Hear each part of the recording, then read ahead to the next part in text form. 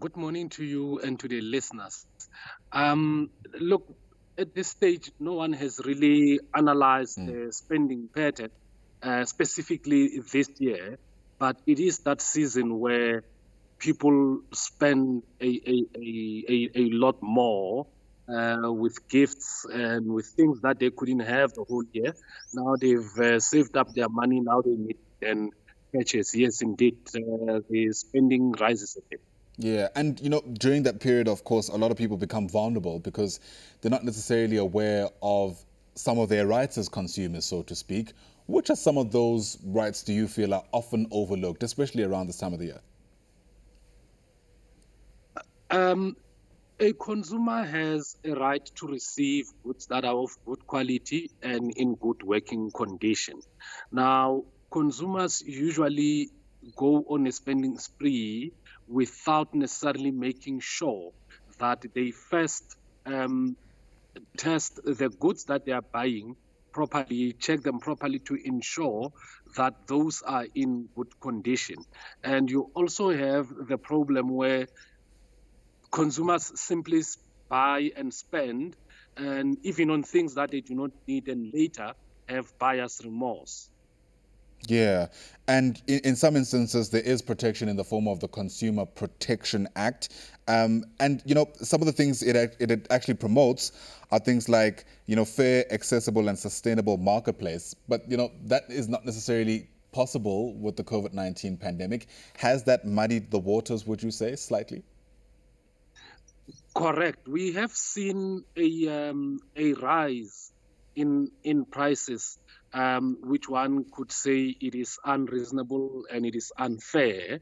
Hence, there were regulations that were passed seeking to deal with price gouging, where the retailers would seek to take advantage of the fact that certain goods are now a necessity, and then they would simply seek to overprice those. So the Consumer Protection Act indeed does put in place measures where consumers are protected against price gouging. Yeah. Does the regulation and its implementation differ whether a consumer is shopping, in person, physically in the store or online? It doesn't. However, online shopping is it's becoming now a problem because due to the COVID pandemic, you then see that more and more consumers turn to online shopping. Now, consumers need to be cautious when they are transacting online to make sure that they are transacting with legitimate businesses, because there are also scammers out there seeking to take advantage of consumers. So consumers are urged to do a bit of homework to ensure that they are dealing with legitimate businesses.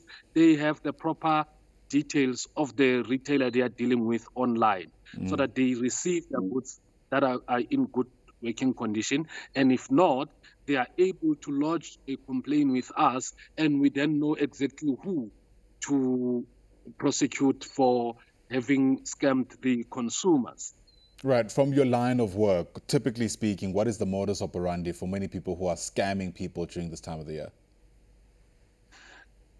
It it happens usually on your social media, where people come and advertise their various goods that they're selling, and then people then pay money but never receive anything.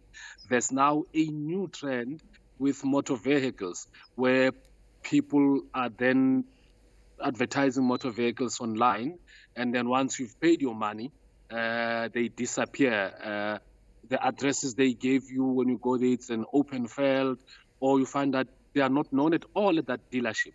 So consumers are urged to usually companies would have a company banking account, but it becomes a problem when you're going to pay a huge amount of money into a personal account.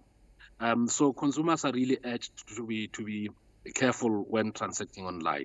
Right. I wonder if there is a trend among those who typically become victim or fall victim to some of these scams. And I'm asking because, it's usually thought that young people are more savvy on the internet, but young people are also likely to be the ones who take chances with things like deals and the like. So is there any particular pattern that you're seeing with people who are, more prone to be falling for these scams? No, it hasn't really gone with age groups, but it's generally most of the people that transact, as you correctly say, would be generally your younger generations. It, it it indeed happens that they will then be the ones who are mostly falling victim to these activities because they are the ones mostly doing the online transactions. But look, everyone catches up, everyone starts now trying to avoid standing in long queues and being in crowded spaces. So people are now trying to transact online because it's now convenient. But scammers are also there. Absolutely. It's a conversation we can never grow tired of having. Well, the streets, so to speak, are a whole lot more quieter than what they typically are around this time of the year. I wonder what the numbers will say once they're in about how online space is doing. But let me thank you for your time. Certainly appreciate your insights this morning.